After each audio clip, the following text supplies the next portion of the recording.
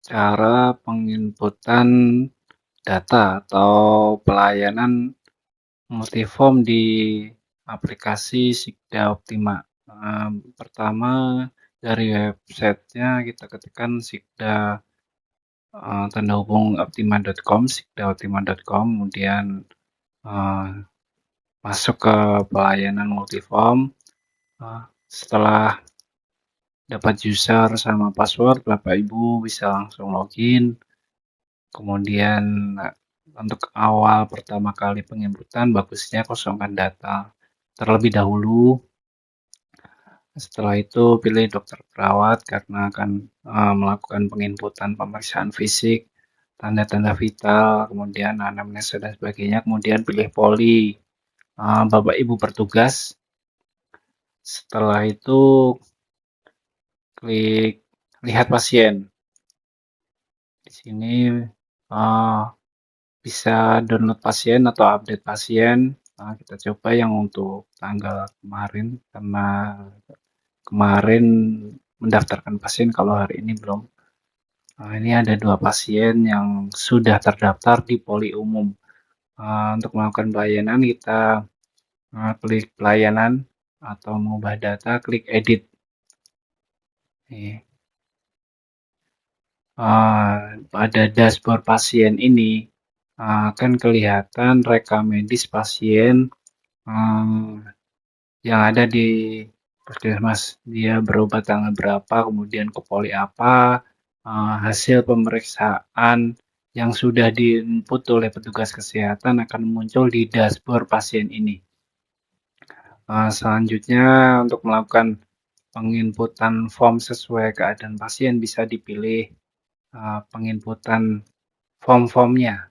Ini misalnya ada asuhan keperawatan, asuhan bidan untuk pasien KI hamil misalnya, atau untuk poli gigi, maka klik bagian gigi ini, maka akan keluar misalnya odontogram. Inputan odontogram. Setelah diinput selesai bisa ke pemeriksaan fisik. Pemeriksaan fisik ini isinya adalah tanda-tanda vital pasien. Pertama diisi kesadarannya, apakah dia kompos mentis, somnolen, sopor, atau koma. Kemudian diisi berat badannya. Kalau pasien sebelumnya sudah berobat, kita tinggal panggil untuk data sebelumnya. Cuman kalau untuk misalnya tensi, nadi harus disesuaikan pada saat pasien berkunjung.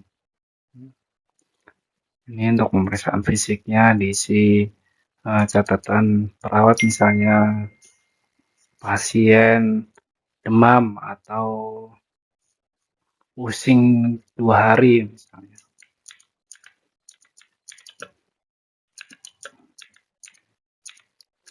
Ini setelah itu ke pemeriksaan dokter. Kalau ini dokternya melakukan anamnesa, bisa diisi keluhan pasiennya.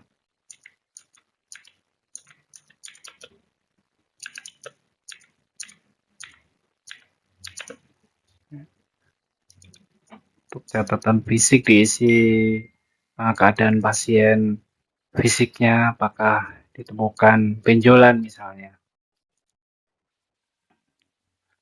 Ini ada fitur tanggal kirim WhatsApp, ini untuk mengingatkan pasien untuk datang berobat, misalnya untuk pasien rutin yang tiap bulan mengambil obat, misalnya pasien hipertensi atau pasien diabetes harus berobat misalnya seminggu ke depan.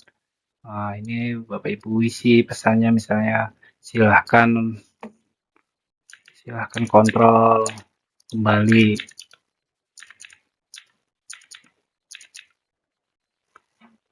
Baru kita ke diagnosa, update dulu apakah ini kasus lama, kasus baru misalnya.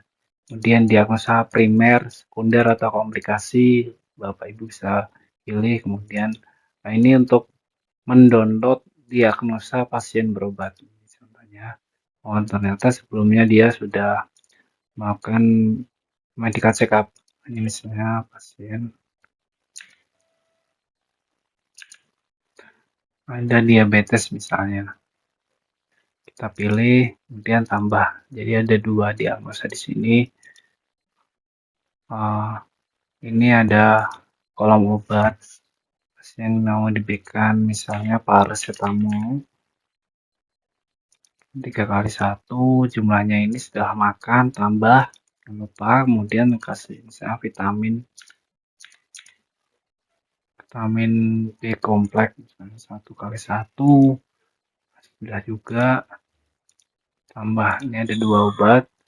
Kemudian di sini untuk melakukan order lab.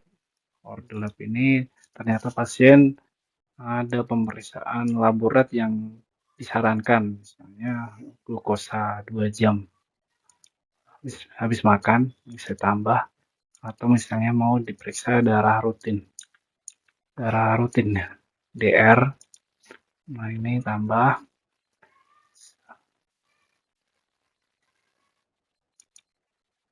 Ini kalau klik rujukan, misalnya pasien perlu periksa ke poli internal lain, puskesmas atau rujuk lanjut apabila dia memerlukan penanganan lebih lanjut ke vaskes yang lebih tinggi.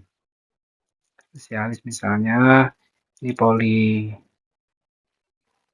dalam, penyakit dalam, nanti akan muncul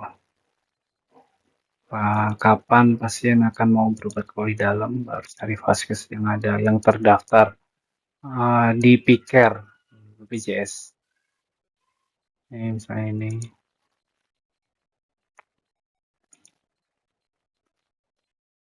Adakah tindakan yang dilakukan terhadap pasien tersebut? Misalnya ada injeksi.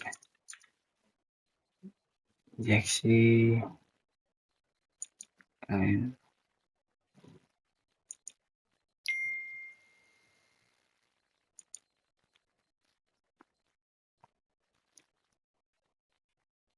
ini untuk data tambahan, misalnya ada pemeriksaan adakah pada mulutnya itu lidah kotor atau ada sariawan, adakah pada bagian THT-nya hidungnya kurang, penciumannya berkurang, atau pada mata misalnya ada anemia, kalau bisa Bapak Ibu isi, atau ada bantuan, pilihan bantuan. Pada ekstremitasnya ada kaudim atau enggak. Ini enggak ada udim misalnya. Udim. Kolom alergi apabila ditemukan riwayat pasien alergi obat. Apa yang pernah membuat alergi pada tubuh pasien. Ini diagnostik, ini pemeriksaan tambahan. Misalnya dia saat periksa sudah membawa hasil laborat dari vaskes sebelumnya, atau dia sudah berobat ke klinik sebelumnya, sudah membawa hasil, bisa diinput di diagnostik ini. Ini ada kolom lokalis, kolom penanda untuk pasien-pasien yang perlu ditandai, misalnya pada kasus kecelakaan lalu lintas, pada bahu ada luka misalnya, Bapak Ibu bisa ditandain misalnya, kemudian kasih keterangan lukanya 1,1 cm, kedalaman 2 cm misalnya. Nah, ini ada kolom surat persetujuan. Kalau nakesnya menggunakan tablet, layar sentuh, bisa pasien ditunjukkan tabletnya, kemudian diterangkan, kasih informasi kalau dia pasien setuju tindakan injeksi atau apa, bisa suruh memberi tanda atau ACC pada kolom ini. Ini yang memberikan edukasi dokternya atau perawat yang sudah memberikan penjelasan, komunikasi, informasi, edukasi (KIE).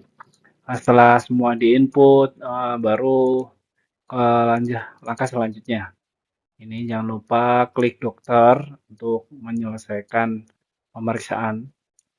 Ini misalnya tenaga medis yang melakukan ini sudah ada kode-kodenya. Untuk lanjutkan proses input, maka akan keluar notifikasi apakah mau print obat. Kalau kita oke, maka obat akan keluar resepnya. Resepnya akan keluar di bagian apotek. Nah, kalau tidak mengharapkan print resep ya kita batal. Nah, ini ada terangan pasien rujuk ke rumah sakit Yarsi.